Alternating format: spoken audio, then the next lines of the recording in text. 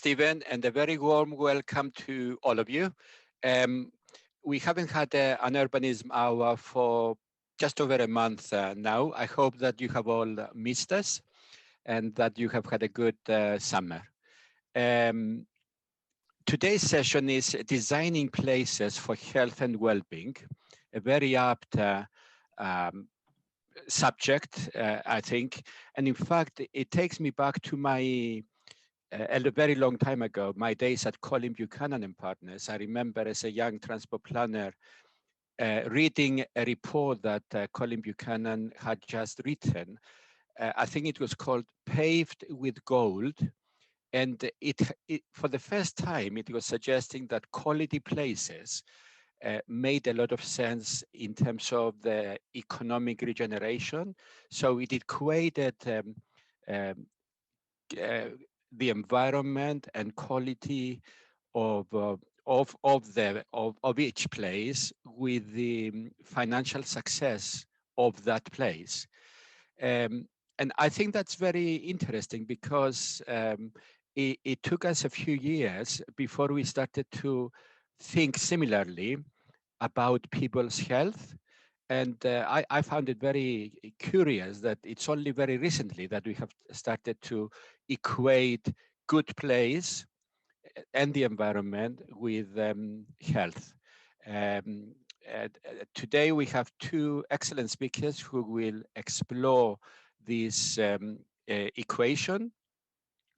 And we are going to start with Professor Georgia Watson, who is a professor of urban design, and she was former head of the planning department at Oxford Brookes University. Georgia is a very active academician. She is a member of the Royal Society of Arts, and she has chaired many research committees and done numerous publications. And she is going to talk to us on her subject is learning from research and experience. So Georgia, we look forward to your paper. Thank you, Andres. I'll now try to share my screen. Yeah.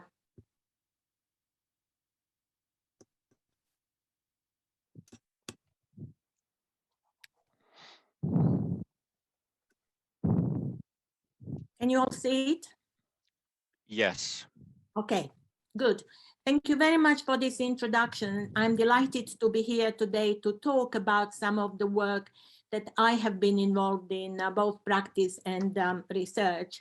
And if we look at various discussions and debates about health, particularly in terms of recent health issues, then it is useful to just remind ourselves of various definitions and problems that we experienced even before pandemic, such as obesity, type 2 diabetes, and various other issues. But equally, in terms of social isolation, mental well-being, and also our own emotional need to reduce stresses, etc. But questions are particularly important today, how to deal with pandemic, and we can see how some of the cases I will be presenting have dealt with it. And also more recent debate is about climate change and how health also impacts on climate change.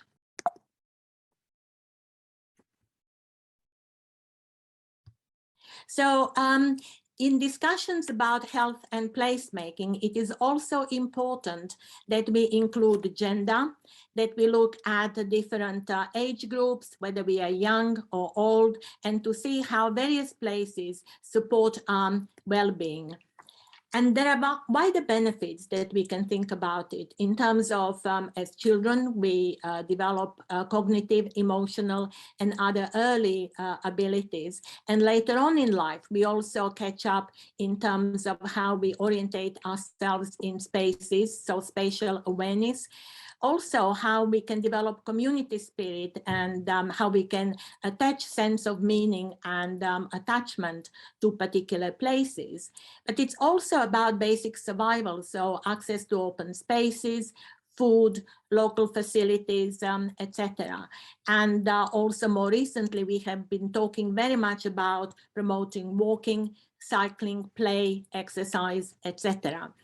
But in my research, I have identified that we need to deal with these issues at all different scales of development, from cities and towns down to neighborhoods, streets, open spaces, and housing and other types of development.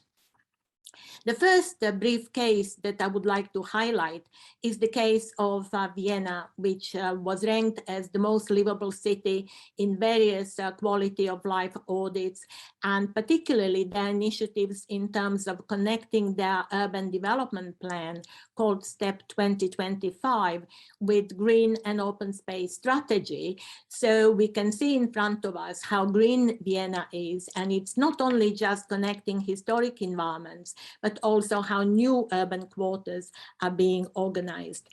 And health is incorporated very much in all aspects of development, from ecology and environment to social importance, but also economy. What is also significant about Vienna is that it's very much collaborative approach, whereby local residents participate in the production and transformation of urban spaces.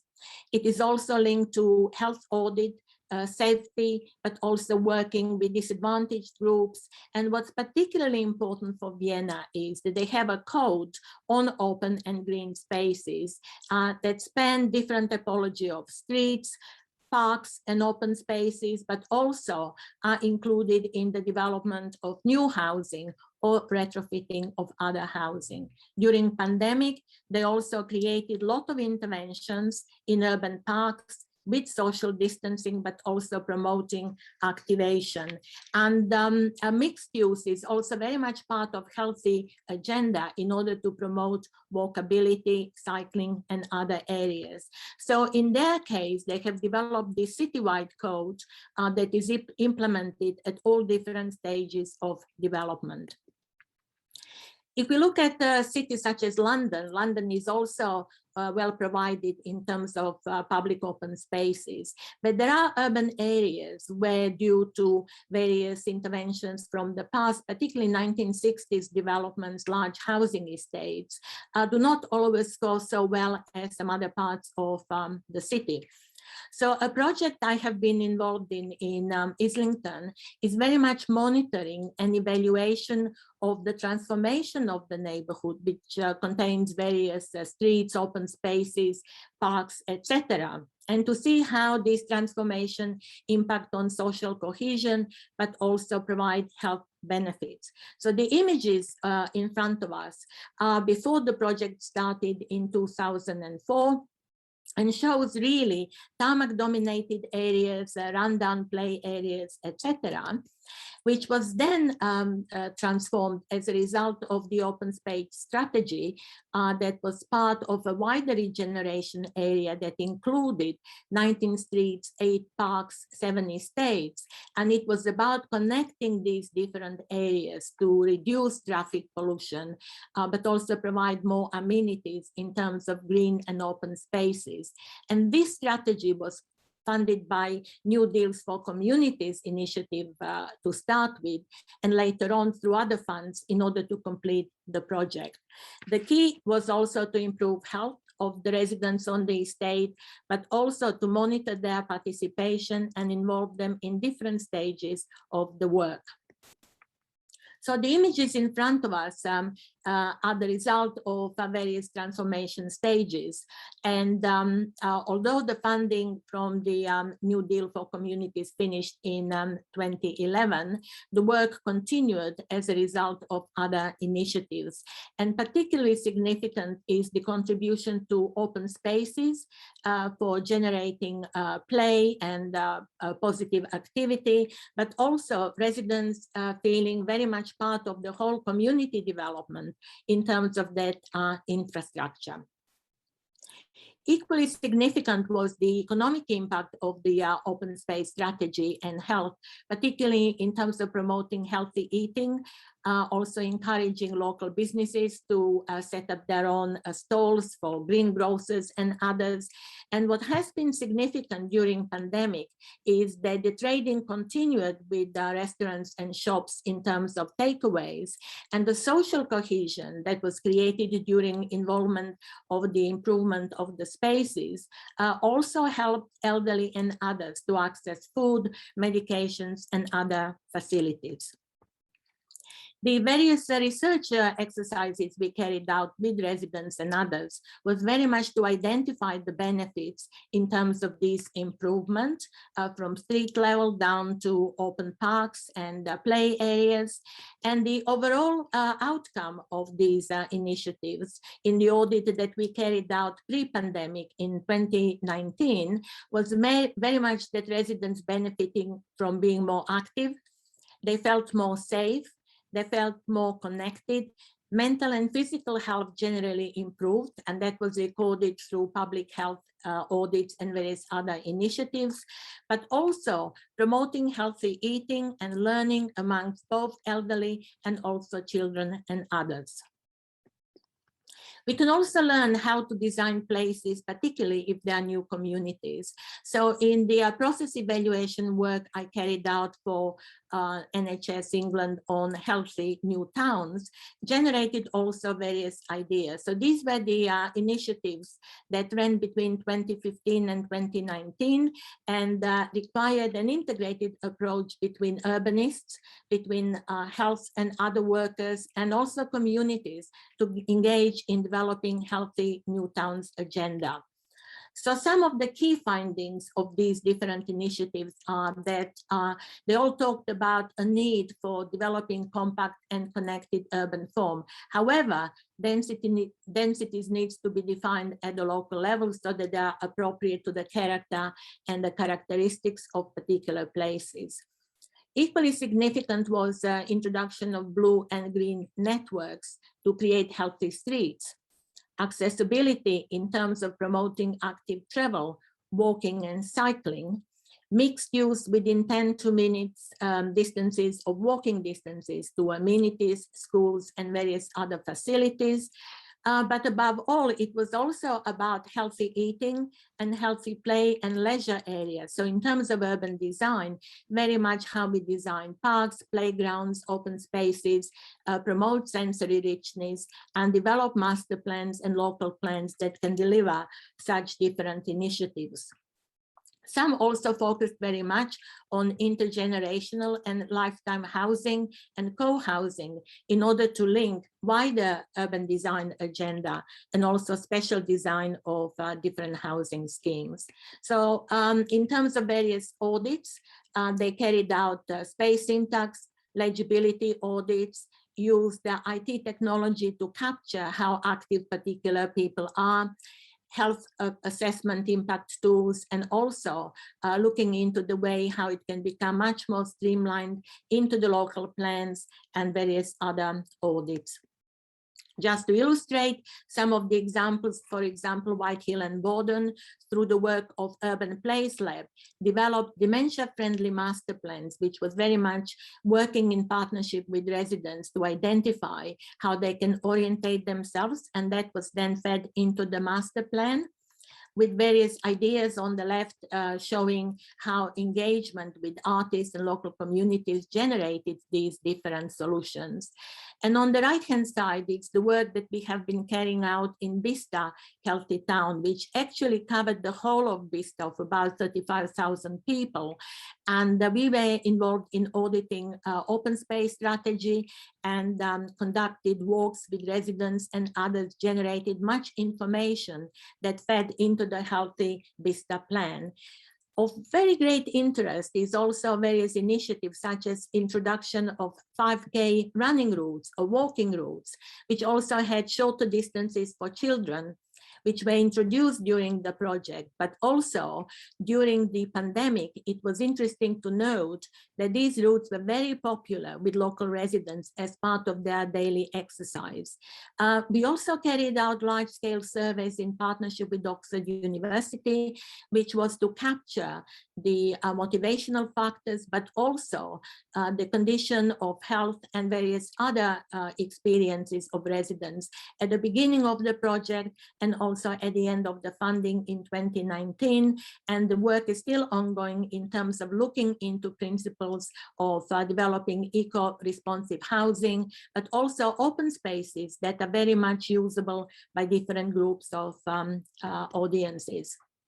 Equally interesting is the work captured in Barking Riverside developments with a so-called biophilia in urban design approach, which is very much love of nature, restoring nature and landscape, in addition to developing eco-responsive houses, public open spaces that support green gym and various other activities.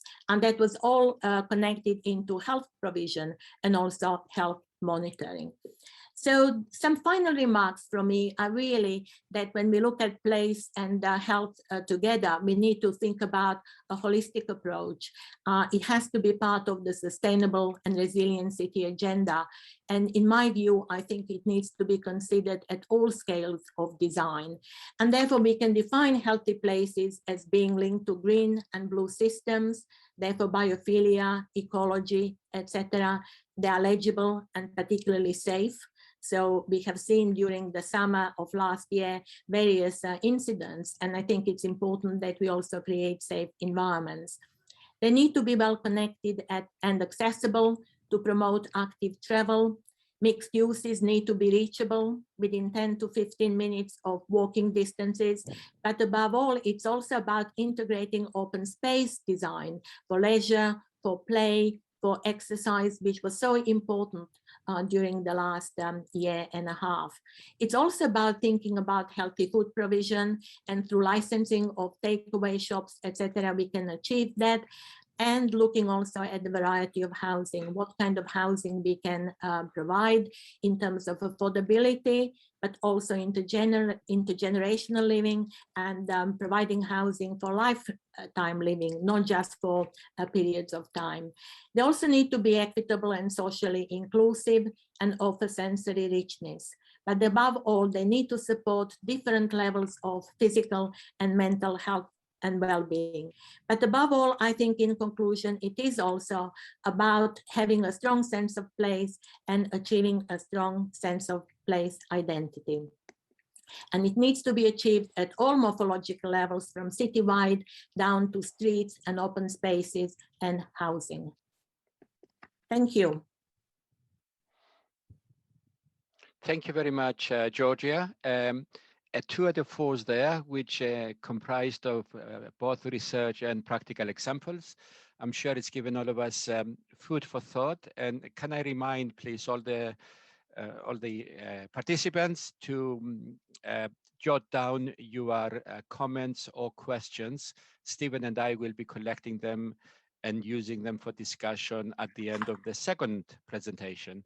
That presentation is about to start. It's by Charlotte Savage, who is an associate in the urban design team of Savills. And Charlotte has worked on many mixed-use projects across the UK. And she's going to tell us about the challenges that Savills have in introducing healthier places in their design. And she will also refer to any lessons that we have learned from COVID. So, Charlotte, over to you. Thank you. I'm just going to share my screen now. That should appear, hopefully. Everyone can see that. Yep. Brilliant. You're ready. You're good to go. Yep. So, thank you for the introduction, Andreas. So, my presentation, much kind of carry on from George's, going to be looking at the importance of health in placemaking and what evidence can show us in terms of quantums and findings, looking at over obviously the last 18 months, how COVID has impacted us, not just in our physical well-being, but also our mental well-being as well. And then finally going to briefly touch on what could healthy places look like? What do we associate with healthy places? So to start with, obviously health is very important, especially at the moment, given the uncertainty of the last 18 months.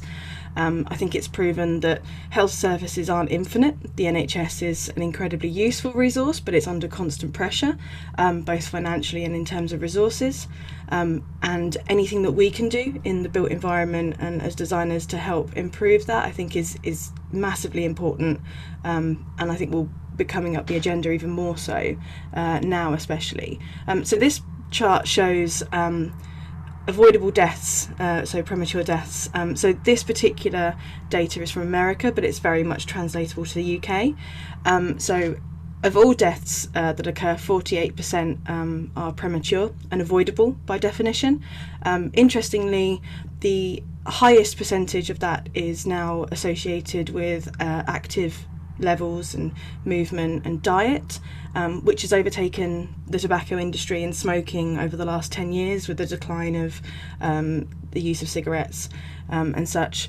Obviously the levels of obesity rising, especially in the UK, is a huge issue and a massive resource drain on the NHS. Obviously there's vast amounts of research that show that activity level is influenced by our built environment. Anything that we can do as practitioners to help improve that is obviously important.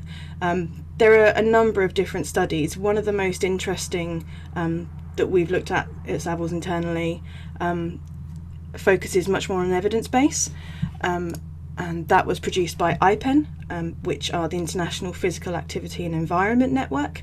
They're a group that look at producing a quantitative research base that links physical activity with the built environment and a number of different factors. So this study was carried out before COVID. It was in 2015 and 16, but it's still very much relevant. They surveyed 6,800 people from 14 different countries, different backgrounds, different ethnicities, ages, genders, and assessed how much activity they undertook a week. They assessed it against physical built environment factors, including density, transport links, mix of uses, types of housing, such and such. What's most interesting is from their research they found that 60% of the weekly guidance for movement of moderate to vigorous exercise for an adult, which is 150 minutes a week, can be achieved just through built environment impacts. So, for example, walking to school with your children, cycling to work, walking to the shops, things like that. And of the factors that they assessed, 4 of the major contributors were to do with residential densities, permeability of streets and places, the density of public transport links in the area that people lived and worked, and probably most interestingly is to do with the density of parks and green spaces. This was to do with the number of parks as opposed to the size of the parks and green spaces, which is quite interesting from an urban design point of view, especially when it comes to open space policy and how designers we deal with existing policy. Obviously all of these factors massively influence the walkability of a neighbourhood. We all know the importance of walking and cycling more. We all know that walkable neighbourhoods help improve physical health in terms of cardiovascular strength. They help with weight management, active movement in children, walking to school. They reduce accidents on the road because of less vehicle usage. The quality of air, especially prevalent during lockdown when car usage dropped massively. Higher densities help with that massively. I mean, George has shown in some of her examples that some of the best places to look at are medium to high rise. I think as designers, one of the challenges that we face is what that means in terms of new places, and defining density and making sure, as George has said, that it's of the area, but that you're still providing the right kind of environment to improve health in a subject that is actually quite sometimes controversial, especially with local residents. In terms of lockdown, So some of this is from my personal experience of lockdown and from people I spoke to at work, but there are numerous studies now coming out of the importance of open space in relation to our mental health as well as our physical well-being. Another benefit of building at slightly higher densities is that there's an opportunity for larger areas of green space or more open space, better use of land, which not only helps with in terms of sustainability, but it has a huge impact on how we as individuals access open space. So there's always been a historical link between green spaces and improving your physical health. You know, even such from treatments of going to the seaside and experiencing sea air to help with cardiovascular issues. But lockdown has shown on a much wider scale to the general public how important access to green and natural spaces for their mental well-being. Natural England survey of May 2020, at the height of lockdowns in the spring, showed that 9 out of 10 people said that accessing or seeing natural space was really important for their mental and physical well-being.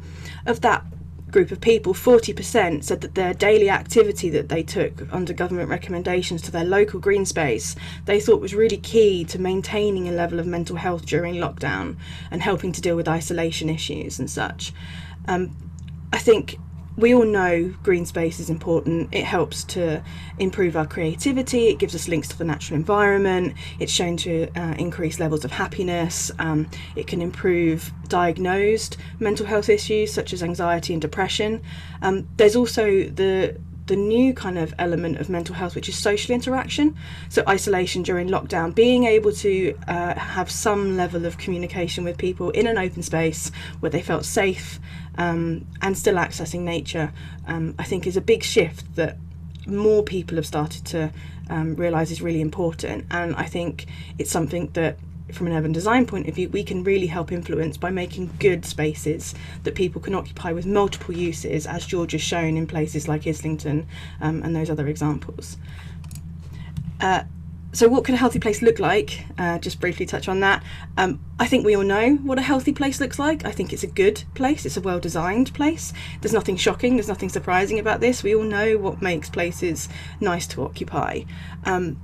From my experience in private practice and dealing with some local authorities and also, more importantly, stakeholders and local people, is overcoming some of the issues that people associate with maybe high density development. Density obviously is a key factor in terms of being able to have walkable neighbourhoods, successful walkable neighbourhoods that have the right amount of people, the right amount of public transport links to be successful and to not feel isolated and be able to walk and cycle everywhere we need to.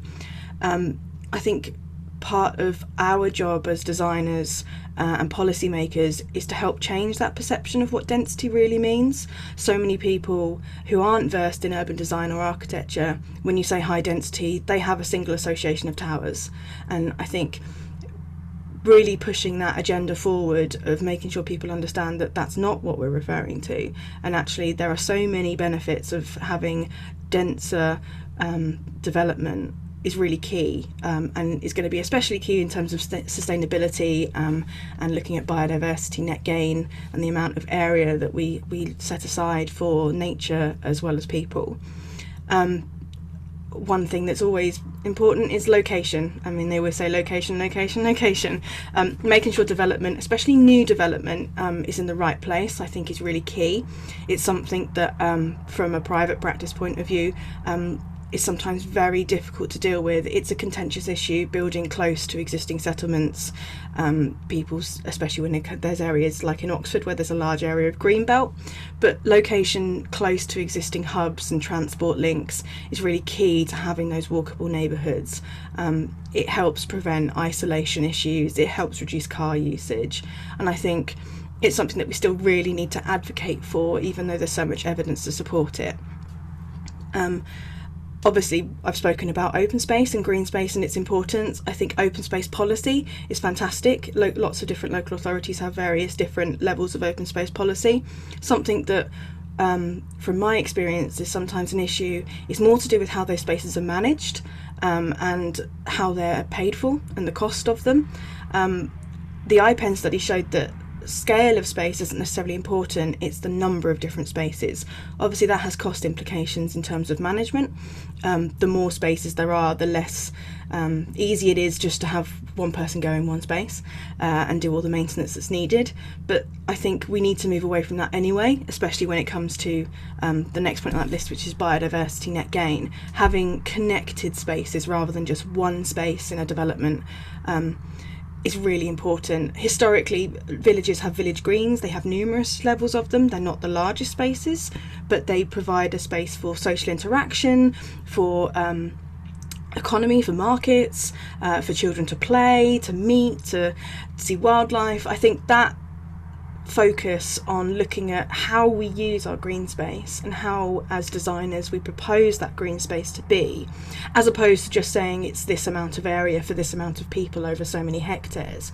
I think that's going to be really important and probably one of the most interesting ways that we can influence the built environment as practitioners. Obviously post-COVID has shown us that the world is ever changing, that we never really know what's around the corner. I think health is so much more important to people now and to everyone. One thing the pandemic has enabled is that everyone's experienced COVID differently, but they have all experienced it in some way. And people are much more aware of how important their local and built environment is to them in terms of how they live and work. I think this is an amazing opportunity when it comes to building new places and working in retrofitting kind of town centres and things, to get people on board of how to improve the environment, not just from a health perspective, but to build better places. I think this is an opportunity that we really shouldn't overlook, and I think policy-wise there's going to be a lot of changes coming forward. But thank you. So that's my presentation, and happy to take any questions if anyone has any. Thank you, Charlotte. Fantastic. I'm going to start with you. Really, you mentioned how COVID has affected all of us. I wonder if you can just tell us how it may have affected the way you approach your own profession of urban design. Has it made you sit back and think and maybe introduce different ways of going about your business? Yeah, it's interesting. Obviously, from a personal experience working in Oxford, we all instantly went remote working, and I think a lot of people are under that same experience. So obviously commuting disappeared. There was no commute other than maybe walking to your spare bedroom or walking downstairs for a cup of tea. So I think how everyone's experienced that sense and having maybe a bit more time on their hands, I think is really important. So from an urban design point of view, we're looking at now making sure that places are being, in some of our more recent projects, especially the larger scale ones, that they're resilient in terms of flexible working. I think that's going to be key. Obviously, going back into the office, it's going to happen. I think there's so much importance of social interaction when you're with people in spaces, and we know that from open space as well as for built space. But I think from our practice point of view, making sure that what we're proposing works from lots of different points of view is important. Making sure spaces are multi-use, that's really something that we're focusing on. Some of the larger projects that we're doing in and around Oxford, since we've come back after the pandemic and going slightly back to normality, we're getting more and more questions from stakeholders of how we're making sure that what we're designing has the opportunity to be multi-use. So spaces that are community spaces can be used for things like health testing. And I mean, obviously COVID testing was a thing that was popping up in local village halls.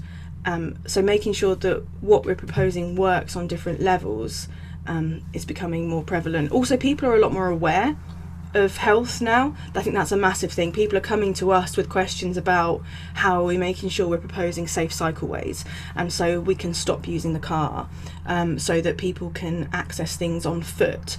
So as Georgia was saying, in terms of all ages, making sure the elderly have access to local facilities is just as important as making sure that children can walk to school safely. So yeah, so it's an interesting time, and I think it's just going to get more interesting. Yes, You mentioned Georgia's reference to the way she approached some of the examples she gave us in terms of bringing in the community and getting their engagement. Can I ask Georgia, how do we engage with communities in order to support healthier places? So from my experience, working in both regeneration projects, but also new town development, it is a challenge to engage people on the ground. And I think from the work that we saw in Islington, but also in Vienna, it is culture developed over time, and therefore showing the results on the ground and the benefits of engaging the community. In the New Town project, what was significant was to work with the existing communities so that those receiving additional population can also make decisions about it, but then having clear outputs in terms of what are benefits to the existing community. So it's not just looking at the process, but also looking at outcomes. So whether we can create better open spaces, better provision of schools, better provision of other facilities. And it's also building trust. So some communities and the local authorities are well known in terms of engaging different residents. I found that working with schools and different age group of children was very, very useful, and teenagers. And we ran various summer school programs for teenagers and younger, and therefore educating our children in terms of being more informed and caring for their local communities. So I think it's something that the French and various other societies perhaps do better than we do, but we are beginning to see the results. And we also found through the New Town project that if you work with schools, you then also engage grandparents and parents, and therefore you suddenly have a different kind of community participation. So it's not just for grown-ups, but it's also for younger generation. So they become informed, they become attached to their local communities, and therefore they can create also a lot of interesting ideas. Thank you. You mentioned Vienna a couple of times. I wanted to ask you about that. Do you think the Viennese are better than us at creating healthier places, and why? I think Vienna is a much smaller city than perhaps, let's say, London. And therefore it has historically and probably over the last 20 years developed a different kind of political governance for the city. So the urban planning and design was very much a political agenda. We see similar projects in Boston, but also various other places. So the political will is driving it. I also think that you need to nurture a particular culture and see how people respond to certain initiatives. And I think that particularly the way of funding projects in Vienna is very interesting, because there is a very clear taxation for both affordable housing but also open space provision. So it's part of the development process. So it's embedded very much into the whole philosophy of the urban planning. And I think we have a lot of fantastic examples here in our country. It's just that we don't always talk about them, and we can still learn from each other in terms of looking at different areas. Good. Now I go to some of the questions from our audience. Can I start with the first one? Sean Vincent, who is asking about governance, I think. Sean, would you like to put your question, please? Hi, sorry. Hi, Georgia. Hi. One of your old students here. It's nice to see you and hear from you. Yeah, I was just interested to know, you might not even know the answer to this, but in terms of the governance around some of the open space strategies that you've been involved in, how that's worked out, because you've given some really good examples of where there have been positive results on the ground. And I work in an open space strategy at the moment, and we have lots of good examples across the city of positive uses for open spaces as a result of the strategy and other strategies in the council. But sometimes we struggle with a coherent approach from different services in the council. I mean, when it comes to open space, as you've demonstrated, it's not just about urban planning, it's about education, it's about city property, it's about food growing. There's lots of different teams need to come together to achieve these outcomes. And I just wondered whether you had any advice on that, or whether behind some of these examples that you've given, there were particular good examples of governance around them. Yeah, I mean, there are different forms of governance, isn't it? One is in terms of the creation of, let's say, good quality housing, urban spaces, etc. And for example, the new towns development all had to have partnership working between the political arm, the planning departments, the health departments, etc. So it was an initiative to bring everybody together. But from my experience, I have also found that in terms of governance of link to management is very important, and therefore longevity of some of these projects. So they're not just introduced and then forgotten. And both Boston, downtown artery redevelopment, and also Islington, they have special task groups that are paid as a result of the project. And therefore, it's the local residents who are trained in gardening, in management, in finance, etc. And what's interesting, both Boston and Islington reported that these task groups were absolutely influential in terms of providing support to the community. So they're responsible in partnership with other services to manage the spaces, and therefore you almost pass the responsibility back to the community to be engaged in sort of being guardians of such initiatives. Okay. Now we are getting lots of questions about the planning system. The very simple and obvious question is, if it is so easy to create healthy places, why doesn't the planning system deliver those? Can I, it's Ian Wall, I think, who is interested in this point. Ian, would you like to put your points, please, to the two speakers? No, I mean, the second speaker said correctly, I believe, that we all know what good design looks like. We can fine tune it a bit here and there and so on, but nevertheless, all over Britain, all of the time, really shitty schemes are built. Now, they're supposed to go through a planning system, which is supposed to take all this into account. So the question for me is not how do we get good, is not what is good design, because I think there are literally tens of thousands, if not hundreds of thousands of professionals across the UK who could deliver that. The problem lies with, first of all, the clients commissioning rubbish, which what you'd expect because they just want maximum profit. But the planning system is meant to ensure that private profit does not compromise public good, and yet it consistently sides with the developer against the rest of the world. Okay. So the question is, how are we going to change this? So how are we going to change the planning system? Do we need better codes that give greater prominence and value to health? Who's going to go first? I'm happy to contribute something. Yeah, so I think that's right. Like you said, we know what good design is, but it's not happening.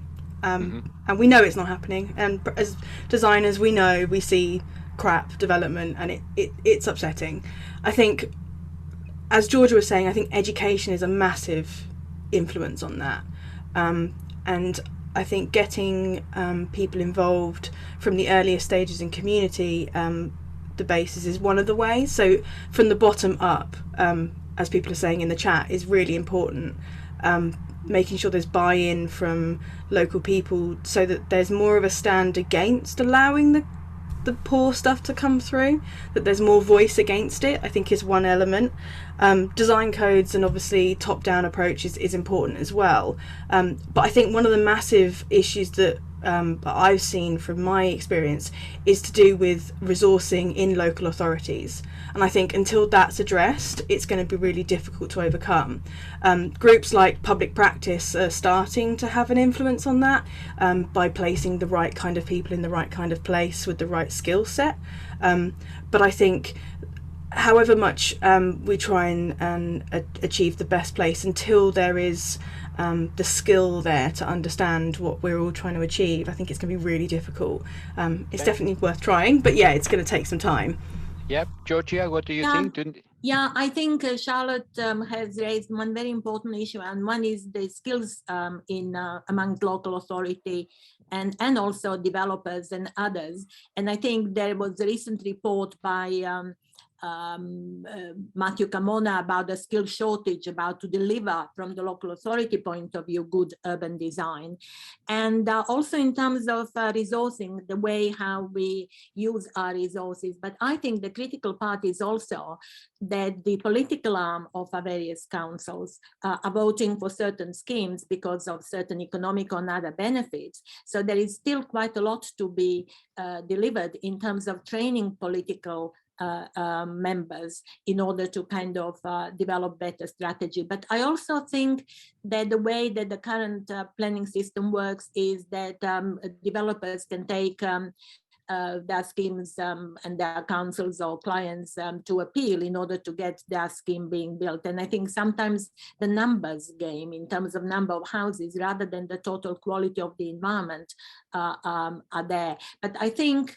training and not only of the people who are working in local authority offices, and that doesn't just include planning and other areas, but it also includes traffic engineers and others to think collectively about how we can deliver better quality places. Okay.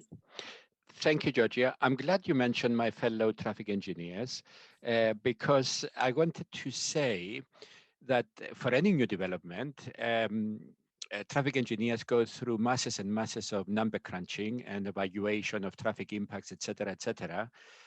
Do we have something similar in relation to health? And maybe the lack of a more quantified measurement of healthy places is really what's diminishing the emphasis we place on it. But do you agree with that, or should we be codifying healthy places more and introducing that kind of measurement into the planning system? Well, if I can take Vienna again, that's what they exactly have. They have an integrated infrastructure, green open space and housing integrated, and also having various indicators in terms of how do you measure if you have so many wide streets, connected streets, etc., is likely to be promoting activity and walking and cycling, etc. And therefore they have collected that data over time to demonstrate that certain types of streets promote healthier patterns of activity. And I think we as far as I know, I don't think we have that data yet, but in some of the projects I was involved, particularly evaluating Poundbury, was that traffic and road engineers were very much part of the urban design team and thinking again holistically about how we can promote walking, cycling, etc. in the area. Yeah. So there are well-informed approaches, but I think urban design training has to reach out also to that particular group of experts. I agree. Yeah. Thank you. Now I want to go to the question about density that was mentioned, because there's been some discussion about it on chat, starting with Stephen B. And I think Susan May also had a point to make about that. Stephen, would you like to go first? Yes, thank you. I wanted to make a point about the healthy users, but I probably missed that opportunity. But no, feel free to do that as well. Well, I just wanted to say I did make a note that the planning policies under the present government and previous governments are pushing us towards ever more relaxed development control within town centres in order to promote their economy, and that's leading to, I think, very little planning control over healthy eating establishments or unhealthy eating establishments, and indeed over betting shops as well, which have a serious mental health implications. So yeah. I'd be interested to know more about the environmental health control over those when that might supplement or replace planning controls. But I also wanted to make the point in terms of density that there are plenty of examples of attractive, comfortable, healthy, relatively low density or medium density environments in the post-war housing schemes that were built on the edges of many of our cities, and next to which I live today, and provides a very attractive and convenient walking and cycling environment. And I do fear that we've been dragged into ever higher density through the economic benefits of high density development, and we're trying to make the best of them by making them as attractive as possible. But I fear that the density itself will ultimately lead to social and personal health challenges that we're storing up for the future. Very good point, Stephen, and very well made. Susan, I think you agree with Stephen on the point of density, in that it introduces a number of negatives as well, don't you?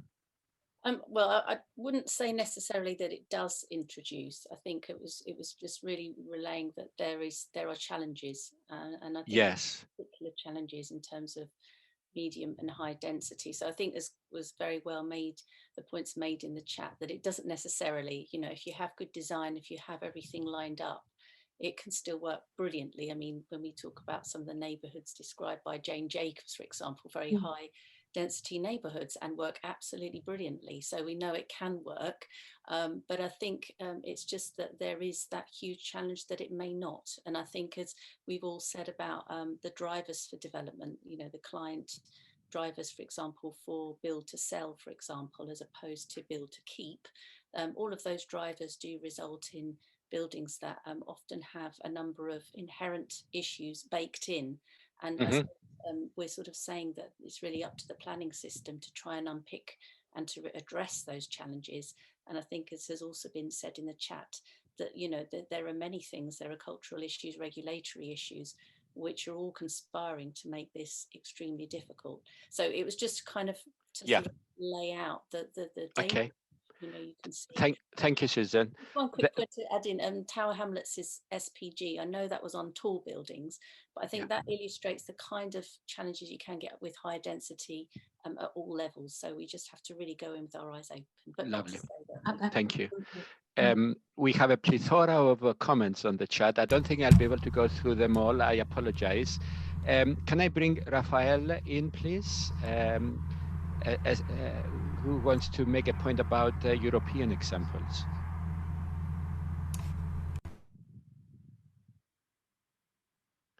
Is Rafael there?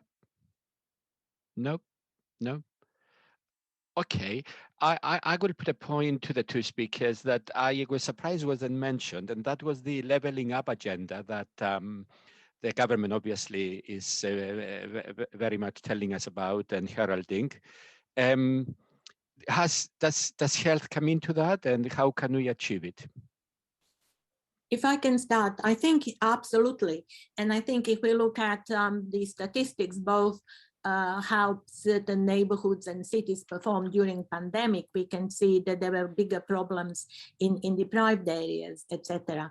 And there has been a lot of research on how personal and environmental deprivation can also impact on health. So there were various studies, for example, on areas around Oxford, Rose Hill, Barton, and others, that showed that levels of deprivation, even in a rich city, are having negative impact on health, and therefore the life longevity of certain parts of cities are radically different in terms of whether you live in one neighborhood or the other. And therefore I think the whole leveling up agenda needs to come into it, and I think it's connected to health because that also links to different kind of healthy eating, and also ability to walk, ability to kind of engage in different activities and support each other. So I think it does. Excellent, thank you. I go on to Tim Jones. Tim, you are talking about the use of green spaces, how we can encourage people to make a better use of them. Charlotte, would you like to take that one? Yeah, no, that's fine. I mean, in terms of, from my experience, in terms of getting people to use space, I think making sure the spaces are varied and rich in their own account is key to getting people, one, into the space, and two, staying in it and using it. I think there's a frightening statistic that 50% of all open space in urban areas in the UK is just short mown grass, which is really depressing. It's not only bad for the environment in terms of biodiversity and wildlife and such, it's also pretty mundane for us to just experience just going to sit on some grass. I think part of the power of really good park spaces is the variety that's within them, and giving different people different opportunities to experience it in their own way. So whether that's kind of more informal play for children, or spaces for social interaction for the elderly to meet and things like that.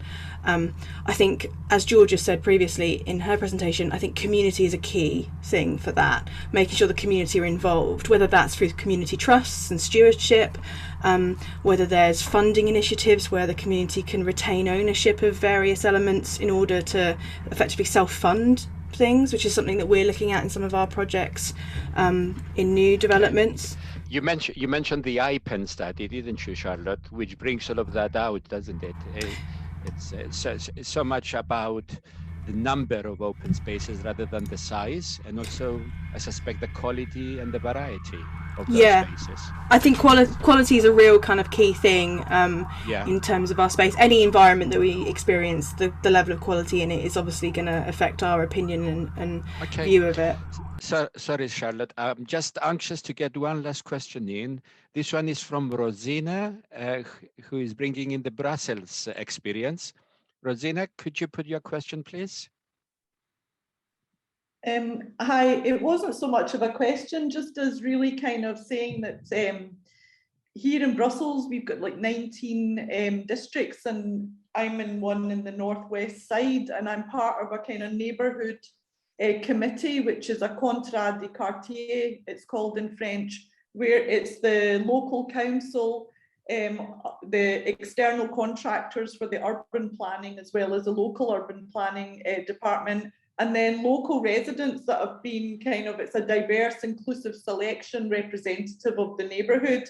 So we're part of this kind of commission, and so there's, you know, we're co-designing as such the area that needs to be redeveloped together, and so there is a process that we're following, and so there, of course, the obvious things come up with regards to, you know, the healthy community in terms of cycle paths, more sort of spaces for youth, and more you know, basketball grounds and all these kind of things. And so there is this real kind of feedback that's taken on board. So that's part of that governance model. Yeah. Contracts are actually, you know, submitted by the Brussels region, and so neighbourhoods can apply for them with the local council. So I think so much of it is to do with that governance, because when we talk about healthy places, and, you know, of course, we also have lots of the grassroots organisations that are also, you know, co-designing and doing projects, but ultimately it's the partnerships. You want to be inclusive and have those, you know, private, public, local partnerships together. So there's that in fact, we saw examples of that when the Academy visited Utrecht a couple of years ago, and I was so impressed by the, you know, there were orchards given to the new residents of a community, and I'm pretty sure that made a big difference to their mental and physical well-being. So, you know, I would personally love to see the introduction of things like that into our designs as we go forward. Yeah. Can I just mention quickly, but didn't Scotland at some point have these kind of neighbourhood community? Is that something that rings familiar with anybody? I remember reading about these years ago. I don't know if these still exist. I don't know. In fact, you broke off for a minute there. Could you ask your question again, please, Rosina? No, I was just saying, sorry about that. I was saying, didn't Scotland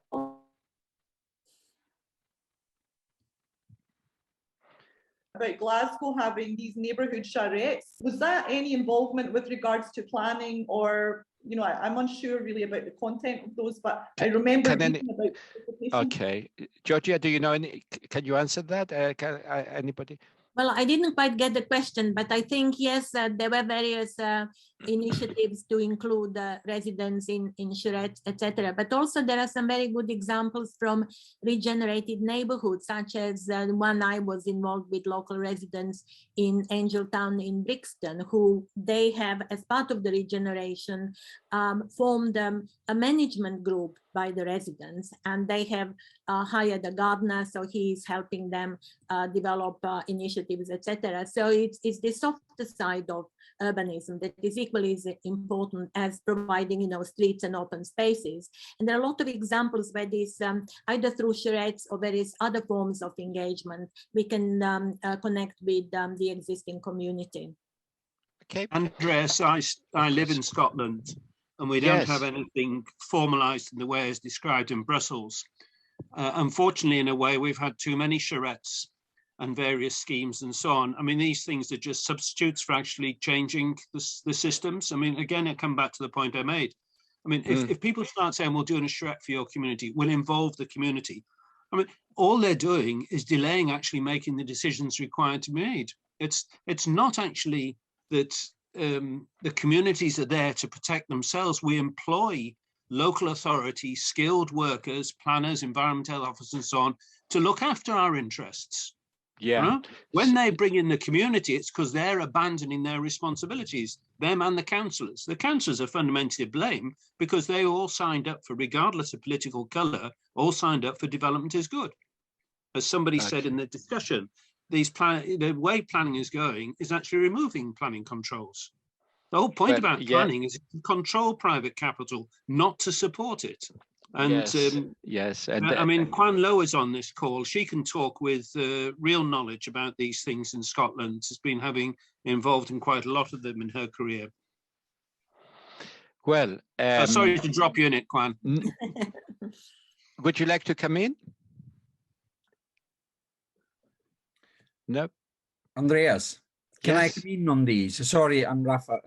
Okay. Well, yeah. We should have finished by now, but please go ahead, Rafael. Sorry, I do apologise. Do make your point. Yes. Just want to clarify. In Scotland, at least I speak for Glasgow. In Glasgow has been quite active in a number of years on tackling the relation between people and places. And I do agree with Ian that sometimes there are too many charrettes, too many engagement processes which dilute the effectiveness and the importance of a real, true engagement process. However, I'm inviting you to consider other processes, like, for instance, I was mentioning in the chat, stall spaces.